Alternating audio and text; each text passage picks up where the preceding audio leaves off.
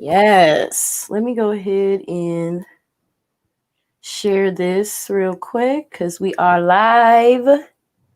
1 second. I'm going to hear this little feedback. Hold on. Okay. We are live in effect. What's good, everybody? Robin E here on a brand new episode of Pillow Talk. We're doing it early today because, you know what I'm saying, my guests, they had to be here early. I know I'm usually in the nighttime, but this was important. So we, you know what I'm saying, we're going to move it up in the morning. Very excited to have these two men here all the way from, are you guys still in New York right now, by the way? Make sure. Yes, we are. Brooklyn, actually. Yes, all the way from New York. I am excited to have y'all here on the show. If y'all want to just introduce yourself to the Pillow Talk gang. Mm-hmm. So thank you for having us. My name is Phil. My name is Will Mayel, but I go by Will, or you may call me Darius. 26 years old. 24. We both attended Brooklyn College, graduate Brooklyn College with my BA in finance. A little bit about myself. I wasn't born here. I'm from Haiti. Came here when I was 9. Went to school, graduated high school, then college. Then, we decided to start this company. So I'll let him go tell a little bit about himself. So, like I mentioned, I'm 24. I'm a accounting major. We both went to the same college, Brooklyn College. I was also born in Haiti, came here at a very young age, 7 years old. So I've been in this country for a while now. I'm 24. That's a fact. So yeah, like you said, we actually met up a few years ago, started hanging out a lot and stuff. And we started a couple of other businesses together, but this is one of the ones that we really stuck to because we saw the importance of it.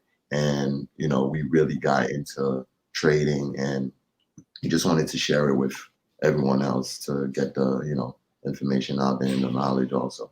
With the whole entire world, because one of the reasons we started market rush trading is because when you go to communities like people that look like us, you don't see the knowledge and finance or credit. Those people, they don't know about it like that. So we want to make it our job to kind of like put that message out there to make people know that it's not bad to take a little bit of risk, right? It depends on how you manage it and how well you know the information. So it's all about educating. So that's kind of like what we want to bring people to realize that it's not a scary place.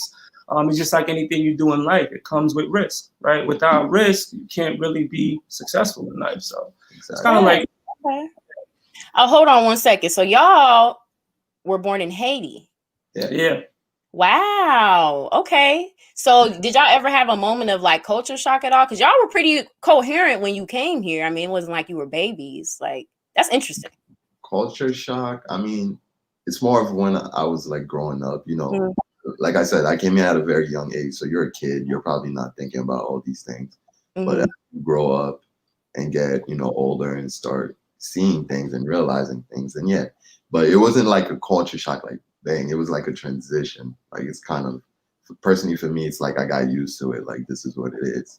I wasn't shocked. It was more of a discovery thing. With me, I had a little bit of culture shock because of, how American kids are. It was quite different from how I was raised, right?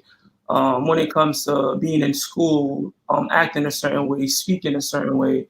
Like one of the things that happened to me, like back home, when we go to school, we greet our teacher with a kiss on the cheek or something like that, to show respect. But when we came here, it was completely different. It was, hey, you know what I'm saying? So that's kind of like what it was. But per se, like what Phil said, I was young. I was only 9 years old, right? So it was just like me just transitioning into that lifestyle and just going with it. But as you grow, you kind of like understand the difference between the two and, put it to where that you're not affected as much by it. But most definitely for me, on a personal level, that was that, especially with how kids here act too, is completely different. So it was mind shocking to me too. So wow, that's interesting as hell to me. Like I know, like, do y'all go back there and visit often, regularly? Or are you? Yeah. Oh, y'all both said. So now I went back before the earthquake that we've had. We was really detrimental to everybody, but I'm planning to go back because we got some work that we're gonna do in Haiti and stuff like that. And one of the things that we're looking to do within the next couple of years is bring trading to Haitian people in Haiti, right? Because they're not exposed to it as much. But yeah, I only went back once. I haven't been back yet, but I still keep in touch. We have families there. And, you know, every day I speak to my family in Haiti. So, you know. Okay. Oh, that's nice. I love that. So, yeah, I love that. That's fire. That's fire. Okay. So when did you guys actually start, you know, getting into finances? Like, were you the type that were growing up, you had the piggy bank in the crib, you know, or were you just kind of spiraling down with money and then you like, you know what, let me get my shit together because it's not adding up? Like, what was that moment for you?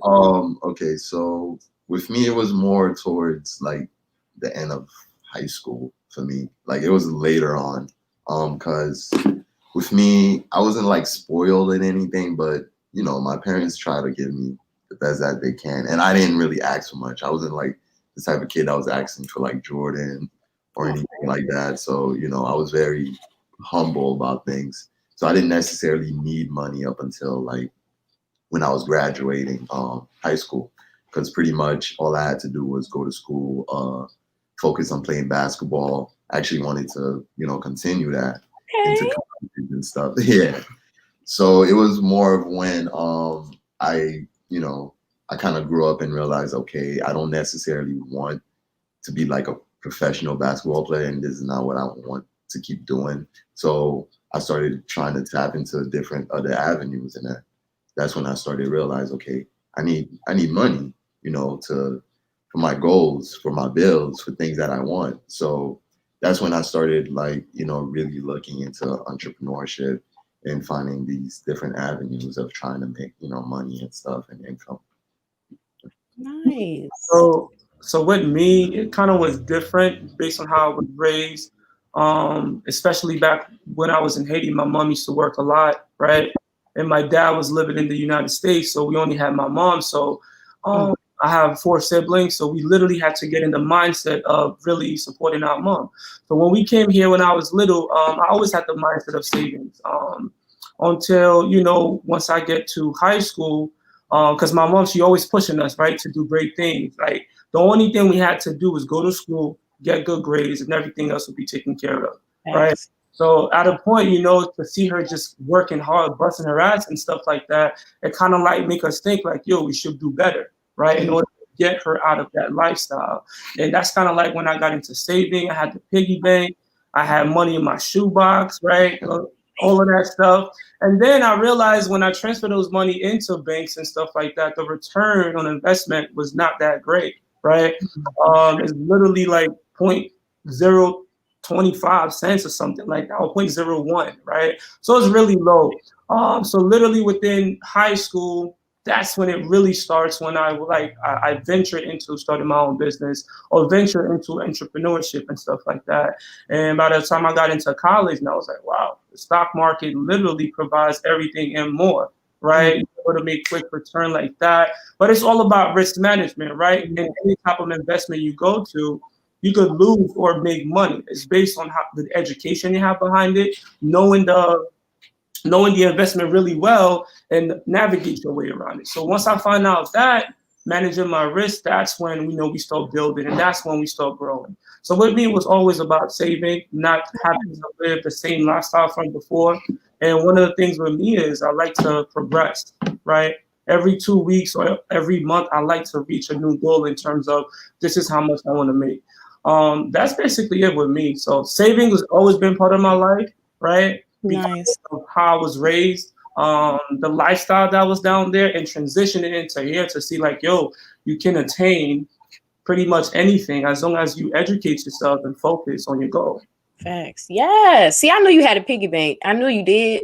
I felt like you had one. Yeah, I felt like you had one. No, that's dope though. I think that's very admirable to think about that very young for both of you. I mean, I'm not so old, but I mean, when you're growing up, you don't really think about the big perspective in a whole like that. So I'm happy that y'all were already in that mind state, once you got to that point, like I gotta make something happen. Will, you said you study finance. Did you guys both study finance? Well, it's kind of in the same realm, accounting. Yeah, it's kind of like in the same realm. So I did accounting too. business management. It's just in finance in general, but I got my BA in finance itself, right?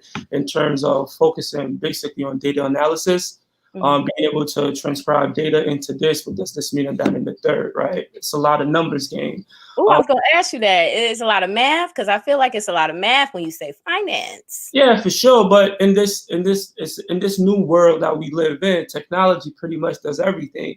So it's all about having the education and know how to use these softwares and stuff like that. So, yeah. Okay, so when y'all were in school, was y'all not partying at all? Or I just feel like that's such a hard major. Like, damn, like y'all was really doing that shit. Like, well, there's time for everything. Yeah, that's time for everything. Okay, come with it, because I know. I think with me, my partying days ended after high school, because I used to party a lot in high school. But then, you know, as a young man and wanting to be successful, one of the things you do realize is like, yo, life is moving fast. It's not winning for nobody. I need money. So it's either I'm going to go out partying every night, spend money on bottles and girls. I ain't got time for all that nonsense no more. So by the time I got into college, I had like a switch in my mind, right? I went to party there and there, but it wasn't like a go-to thing, right? I think every successful person, when they start from the bottom, they will tell you things like that, as to where like, yo, I had to really step back and be like, I cannot spend money on Jordans anymore. I cannot spend money on partying anymore. So it's about having that mindset of savings. Where do you see yourself in 5 years? That's kind of like the question I had when I graduated high school, right? Do I want to still be in the same circle? Or do I want to move and be better and grow myself with my family and stuff like that? So that's kind of like my thought process behind it. But of course, that's my perspective. That's how I see life. Somebody else might see different. I mean, I kind of see it the same too, but you know, I'm the type of person, I like to add a little fun here and there. It's not like I'm gonna go party every weekend or something like that. No, like I work hard. I'm pretty dedicated to what I do. So, you know, sometimes it's nice to go out and just, you know, just not think about work sometimes. So from time to time, I still party. Nothing crazy though. Keep it, you know. Keep it crazy. You know, go to dinner, you know, with your friends. Okay, no, I'm just conversation. You feel me? Crazy party and stuff like back in the days. You know what I mean? So I don't know. No, I'm mad at you. I feel that. I just know it just seems like such a, you know, mind heavy type of field you're in. So I always wonder, like, how do you balance, you know, both? But that's dope. Y'all some sticklers. Damn, you real strict with it. Yeah, I mean, I ain't mad at y'all. I think too, it's a mental thing. Everything is mental in what you do, right? If you're able to control yourself and be okay with what you're doing and be happy within yourself, everything else just falls right in place. You know what I mean? It's not, you're not chasing anything. Right. But you do have some people out there that's still trying to find themselves. Like myself, every level that I reach, there's a next level that I want to get to. So I'm always in a journey trying to find myself. You know what I mean? So it's just what it is. Amen. Ooh, amen. I feel you on that. Always trying to. Always. Okay. So what is like a typical day for y'all? Y'all have y'all business, like, do you wake up and just instantly get to checking stocks, or like I need a little rundown, like how y'all day go? How does it go?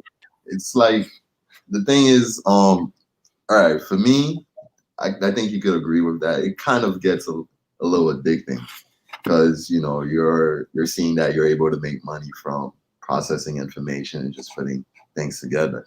So once you start making money, once you start realizing that and that you can make money from it, now you always want to be doing that. Like, how could I use this information, this breaking news, this earnings report to make money off of this company or this asset, right? So it's like the more you dive into it, you could get a little addicted to it. So that's where even risk management comes into play, because you know, you don't want to always want to be working, right? So you kind of have to balance it out sometimes. Typically throughout my day, I have a certain time for everything. So usually I start trading around 9, and then I stop at 1, and then I take care of other things that I need to do personally for myself, or if I want to go out to get something to eat, you know, just step back from it. Right. And like later around like 2, I just check up on things. And 3, from 2 to 3, I check on things. And then the market usually, you know, on Eastern Standard Time, 4 p.m. it's closed. And then I go about my day from there. So it's hard not to remove yourself from it. But with me, I found a way to do so, and it's just by setting alarms, on my phone. I have a specific alarm that says stop trading. I have another one that says, damn, you have to put a reminder. Damn. You could literally be sitting in front, and that happened to me, several times, where from 9 all the way till 4, I'm straight in front of a computer, just analyzing things. So it could get away from you sometimes. So you gotta what is risk management? Because y'all keep saying that. Can you elaborate on risk management? All right, here's Mr. Risk Management over here. So, y'all calling in reinforcements or something? No. Sorry, I'm getting a phone call, and I don't want to literally disturb everything that we're going through right now. So when you talk about risk management, right, it's in everything that you do. Most people, when they get into the stock market, they think risk management is just money management, right? Psychologically, too, that could be a risk management thing, being able to control your emotions, right? Risk management, being able to, okay, if you have an account of $6,000, how much money do you allocate to trade with, right? Especially when we in the conversation of the stocks versus stock options, right? Which is options, a derivative of an asset, the stock itself, which is very volatile. How much money do you allocate to that specific asset? Knowing that it's very volatile, you could lose and make money. How much money do you allocate to that? Risk management is risk assessment, right? Different strategies in terms of protecting yourself, of not having too much exposure to the market. Risk management is planning a day trade, right? In terms of in the weekend, you know exactly what you're going to do step by step. Not having to waking up Monday morning or Tuesday morning, whatever you see running on your scanner, that's what you get into. So risk management comes from a range of varieties of different things. It's just literally on how you compose yourself to make the best trade possible. But it all starts from the person itself, right? It's not just about being able to decode information within the stock market and how can you use that to make money. It's all about a mental stage, a psychological stage, and you just being disciplined, right? Discipline is a big part of risk management. If you're disciplined, it's going to translate into how you trade, into the moves you make. All type of investment too is sort of like real estate, the same thing. If you're not disciplined into it, it can make you or it can break you, or you won't be successful in it. So it's the same thing. So risk management range from, having a routine that you follow that keeps you sane. Okay. My routine is I wake up every day at 4:00. I see exactly how, the Asian market closed, how the European market's open, just kind of like have a little vibes. And, by 6:00, shower and everything, have breakfast, by 8:30, I'm here. Waiting. I already have my plan out from that Saturday. Like I told you before, everything's already planned out from Saturday. So I'm just waiting to go into the market, understanding all type of different factors, right? And all of that is risk management. I could take all day talking about it, right? Ranging from paying attention to economic data, understanding the overall market, right? In terms of how that works, or how international markets affect our market here, right? So things like that, we can spend all day. But most importantly, I just think it's just risk management is discipline. If you have a plan, trade your plan and get your life together, because you will see that results in your trading. You're going to be affected by things that you're going through in life. This is why, if you look at one of the videos we post on YouTube, the very first question in the beginning of the webinar is, why do you want to trade? Why do you want to go in that avenue, right? You need to know your why. Once you know your why, you could literally be okay with that. So we have a lot of students that comes with, I lost 30, 40,000 in the market. How do I make it back? And some people trying to avenge trading, and you can't do that. And this is where people dig themselves deeper into holes. So risk management is all that, but in one. You get what I'm saying? So I could spend all day talking about risk management, but it's everything that I said plus more, in terms of different option strategies, in terms of different strategies within the stock market to reduce payment to that you pay for those contracts. So it's ranging from many different things. Okay, I like how you broke that down real quick in analysis. You applied it to every aspect of life. Shit, damn. No, for sure. No, that's true though. That's true though. Because you do, practice that every day in your life. Yeah. So, it's good to have, structure within the structure of risk management within everything you do. Like, I don't know, if you just want to go out with your friends, like having to pick to go out with your friends, or I don't know, do overtime at work instead. You know, there's a risk to reward ratio. Right? With your friends, you'll probably go and have fun, end up spending money, or you know, you could go to work, not have fun, and make more money. Yeah, so it's kind of like what he said too, and that goes into time management, just having time and to do everything you have to do. So it's basically what it is. Okay, I want to tune into the comments real quick. Somebody commented. Jonathan Nunes said, "Damn, I remember them." Jonathan Nunes, who is? I think who that is, but he knows y'all. So what's up, Jonathan? So quick little background. Like we knew each other since the 2nd grade. Yeah. So best friends forever. So cute. Oh my god.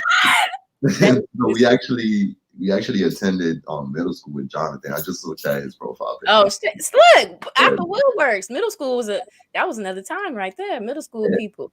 I know. It was so far. It was so long ago, but still remember. Somebody else commented too. MRT is the truth. They are life changers. So yeah, that's one of our students, man. Life changers. Y'all getting tight toes. Okay, damn. Yeah, this is kind of like the thing that we want to tell people, because in terms of time management, risk management, if you apply, because the thing is, when you're working a 9 to 5, right, you got to follow all these things plus more, right? You have duties to attain to.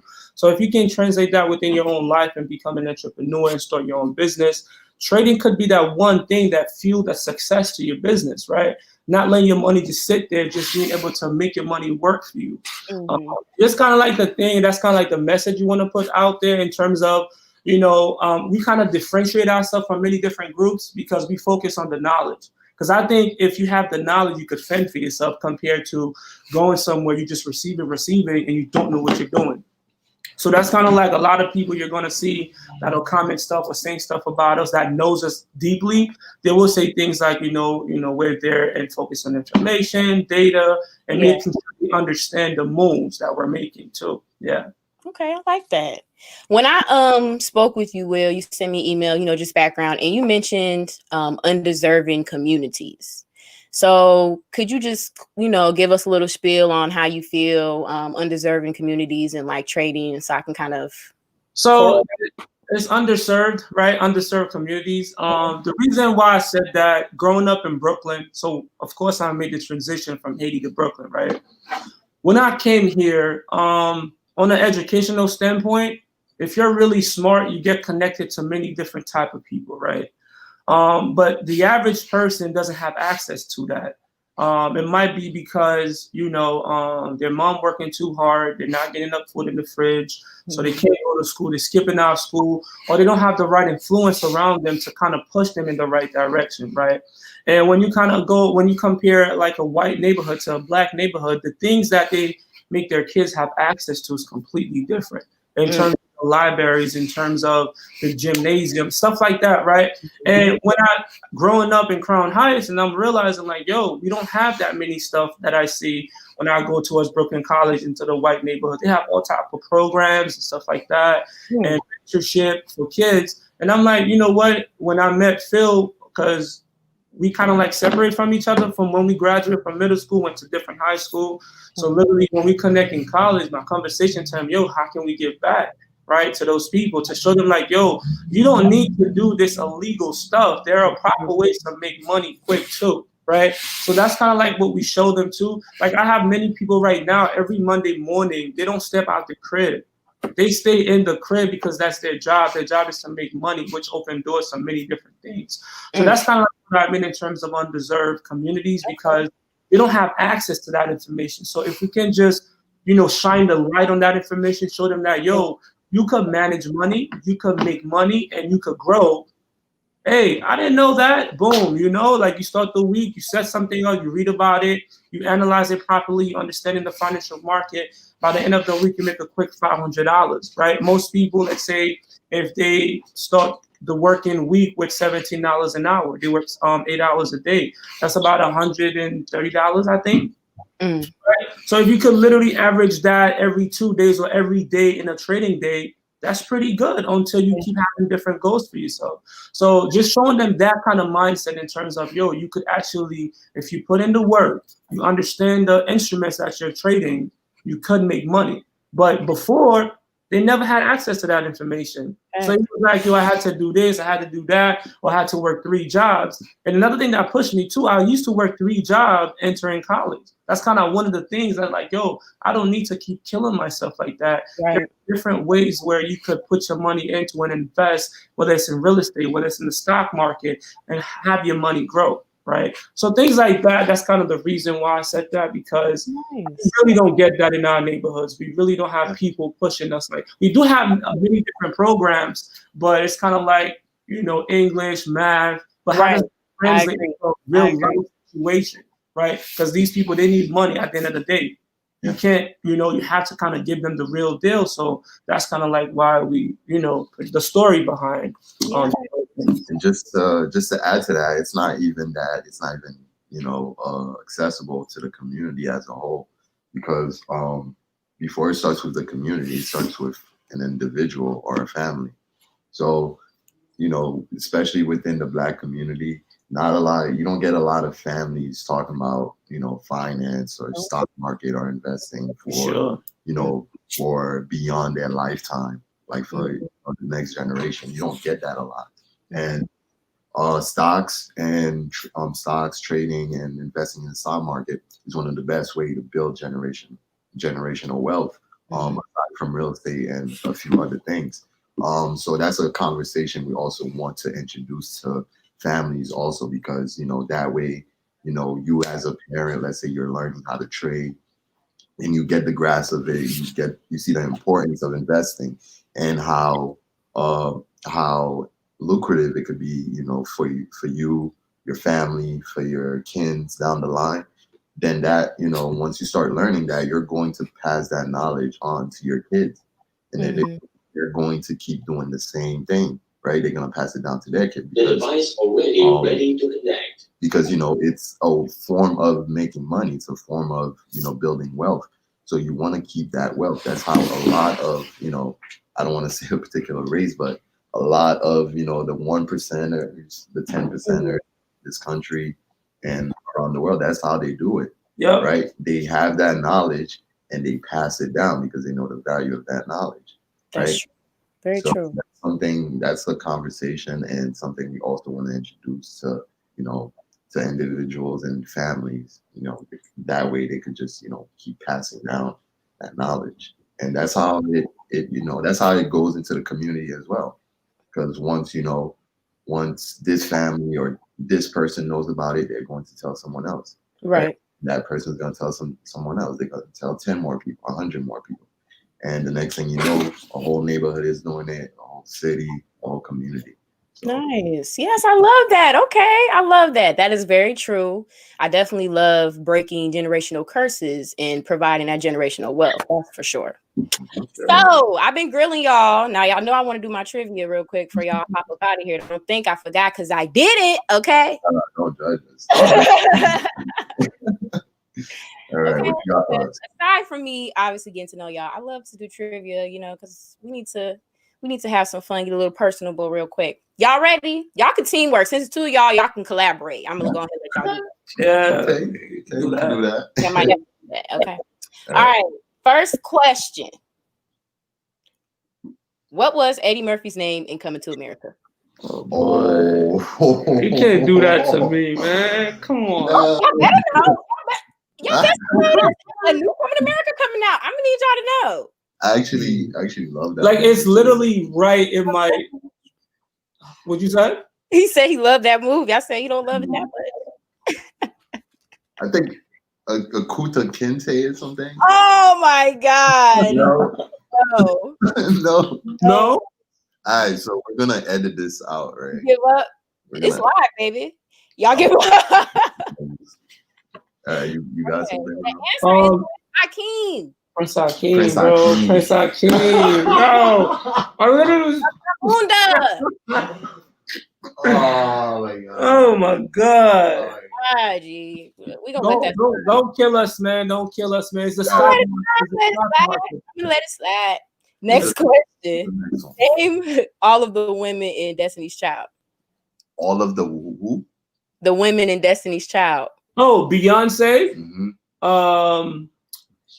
Michelle, right? Oh man, you got this. I love her. She looked like my sister. What's her name? Oh my god. That's two. We need two more. The one that's been in that singing show and stuff like that. What's her name? Oh my. What's her name? Rose, not Rose. What am I saying? Rose. Oh my god, what's her name? I think you got this, bro. It's Beyonce, Michelle, and Kelly Rowland. Yes, I can't believe you just Kelly like that. I really just don't. We're gonna let that slide though, because you got it. You got it. Yes. Okay. Next question. What was the name of 50 Cent's first album? Get Rich or Die Trying. Yeah. Okay. You was minning it out, huh? Nah, that was easy right there. I think I could take They're that. not hard. Next question. Who were Martin Payne's best friends? Martin Payne? Yes. From the Martin Show. From what? From the Martin Show. From Martin. Ain't his name Will? No. Nah. The thing is, y'all gonna get on me for this. I never really liked Martin. But Tommy though. Yeah, Tommy. No one ever knew what Tommy did. Like no one did. I know rest in peace too. I know he passed away recently too. Yep. You got Tommy. What's up? The short one. Wait, what was the question? I think I only know Tommy. Martin's best friend from the Martin Show. Oh, that little funny one, right? So it's Tommy. That was the tall one. Then no one. The comments going crazy. Y'all can't help them. Just so y'all know. Yo, let me see the comment real quick. To my defense, growing up, I didn't watch a lot of TVs, right? So excuses now. We don't need no. I'm serious. Child. So the answer was Cole. Tommy and Cole. Tommy and Cole. You get half a point. We get half a point for that, right? I'll give y'all half a point. Y'all deserve it. I'm gonna give you half a point. Teamwork. Last question. In Boys in the Hood, what was Ice Cube's name? So you know how, bro. All I remember is Ricky. Yeah, Ricky. That's all I remember. I don't remember. Ice Cube's name. I'm gonna need y'all to go home and practice. Doughboy. Wow. Doughboy. It's crazy. Yeah, look at this. You remember that part when he was crying and shit. Okay. I can't go outside anymore. Somebody hold on. Let's go to the comment. Somebody in the comments say a black car used to be revoked. Somebody else said it. I did not say it. Oh my god! Wow. But it's okay. It's okay. They trying. I'm trying hard. They did real good. Okay. So that was a trivia. Y'all did good. I'm gonna give y'all like a B minus. B minus? Not a B plus? Generous. I'll take that. Not a B plus? Right. Can you listen to your partner? Because he said he'll take that. I just don't. I'll take that. I feel like you can take that. I take that. Funny as hell. Okay. So can y'all just tell us a little bit about like the services that you guys are offering? I do have your IG scrolling on the bottom here, but if there's anything specifically like specials y'all doing right now as far as Market Rush? So right now, our services is, first and foremost is the educational part. We host classes where we teach our members, the breakdown of a company in terms of fundamentals on how to properly, pick which company has the best growth in the future. That way they could put their money in there for it to grow long term. And then we have the other side of it, which is the options trading. We do option signals from time to time, but not as much as the stock investment part. So we do option signals too, where we tell, based on our initial thoughts on where a company is going to go within the week, the month, or just the day, because we day trade as well. We'll send alerts, for our members to get in.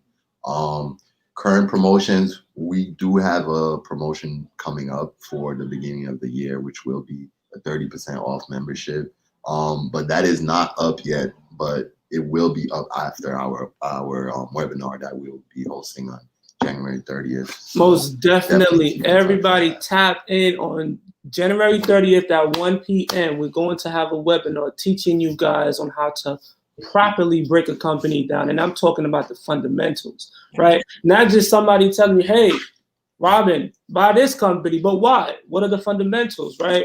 In terms of competitive advantage, right? What makes a company great and why would you want to put your money into that? So we're going to go over a lot of different ratios in terms of what does it mean to the actual investor, right? Where you see value, where you see growth, all type of good stuff. It might seem a little bit confusing, right?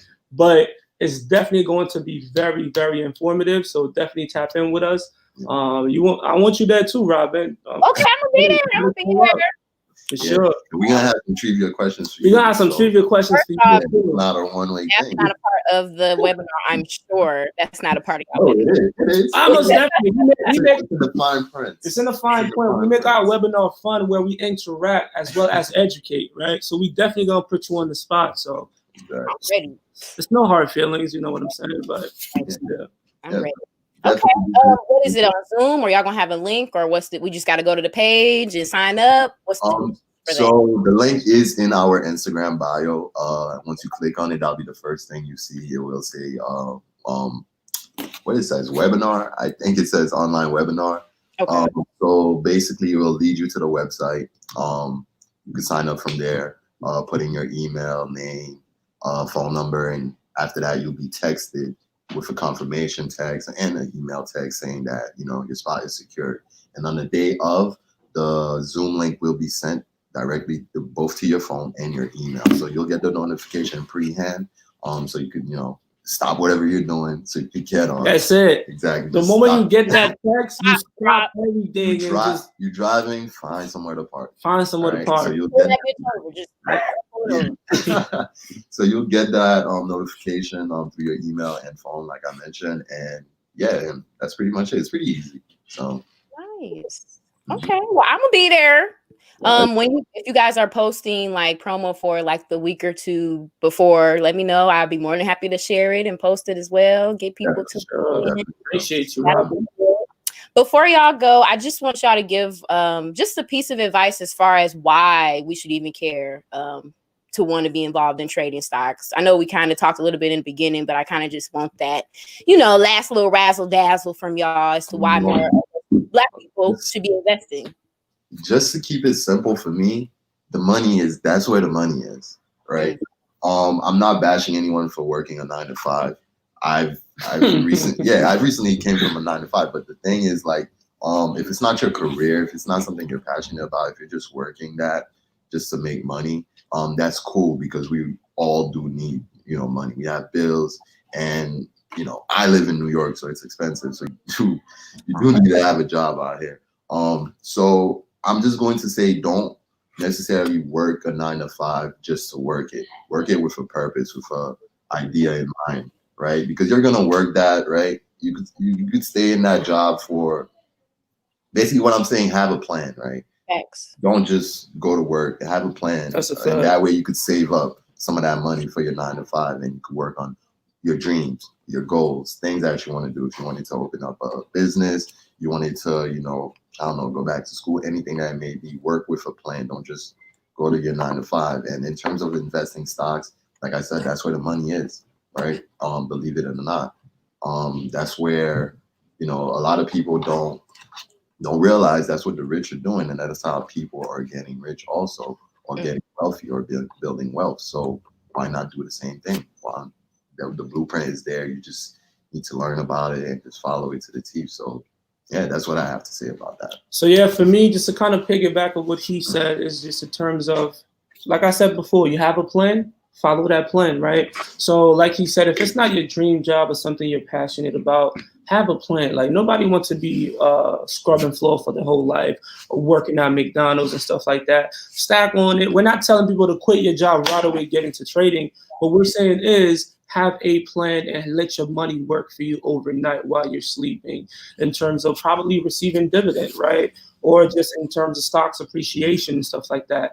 Just literally have a plan, and you find time to do everything in life. I don't care what nobody said. One of the things that I tell people that come with our group is in terms of 30 minutes to an hour on the weekend studying about the stock market can make you very knowledgeable in terms of how to properly invest your money, right? Just start like that, and you get to a point where, Phil could quit his job, I quit my job, and now I could invest in myself, right? In terms of investing in the stock market, but yet I don't just invest in the stock market. I have other businesses that I run. I have real estate that I'm into and stuff like that. So stuff like that, when you have like different streams of income, if 2 stops working, you got 5 on the other end that's bringing in the money. So the inflow of cash really never stops, right? This is kind of like what it means in terms of don't trade your money, don't trade your time for money, right? Time is very, very valuable. So invest in yourself, invest in your dreams, have a plan, and just follow through with it, right? Not everybody start at the same stage, but if you discipline enough, if you're practicing risk management, every part of your life is going to work out. And most importantly, believe in yourself. I don't care if nobody doesn't believe in you. Believe in yourself. Like when I first started, I lost money. A lot of traders going to tell you the same thing. I lost money, but I know the purpose behind as to why I wanted to do it. Right, the mentor that I had, I see the amount of money that he was making within seconds or for the week. Right now, a lot of people could attest to it. For the beginning of the year in our group, we made well over the first week, over 35,000. To some other traders, that's nothing, but it's a very good accomplishment for people who just get into the market. But even with making that type of money, it's just about how can I maintain that money. And I think that's the problem a lot of people have. They think they come to trading and go on to become a millionaire overnight. It's not going to happen overnight. You got to put in the work, be confident in yourself, and just study hard. Just like you do in school, just like you would do for another employer, do it for yourself. Once you put in that time and invest in yourself, you're for sure going to grow. Thanks. Yes. Invest in yourself. That needs to be the motto for 2021. Invest in you. Invest in yourself. I love that. Yes. Y'all dropping big gems. Well, thank you, Market Rush Trading, for coming on Pillow Talk Podcast. Y'all were great. Y'all were dropping a lot of knowledge. Put y'all on the spot, but y'all did well. Y'all did well. So make sure y'all follow them on IG. I do have them tagged down here. They're doing a great promo. They said it's not out yet, but it's coming. It makes definitely coming. Well, thank y'all. I'm gonna be there for the webinar. Don't forget. Will, you said I was gonna get some merch, so don't forget. No, I got you with that. Matter of fact, I'm telling you. Just hit them up right now. By the way, just text me your address and everything, and I got you. Exactly. Yes, I can rock it, you know what I'm saying? Get that going. Okay, well, thank you guys. I really do appreciate y'all coming on Pillow Talk. Thank you to everybody that tuned in. The comments are hilarious. Go ahead and read them because y'all was acting a fool. Thank you for having us. And hopefully the comments I haven't even seen it yet, but hopefully they went easy on us. So they was kind of on your ass. No, I'm just kidding. No, it was all fun though. I really do appreciate y'all. And as always, thank y'all for tuning in to Pillow Talk. Peace out. Definitely tune in with you. Thank you. How do we close this thing?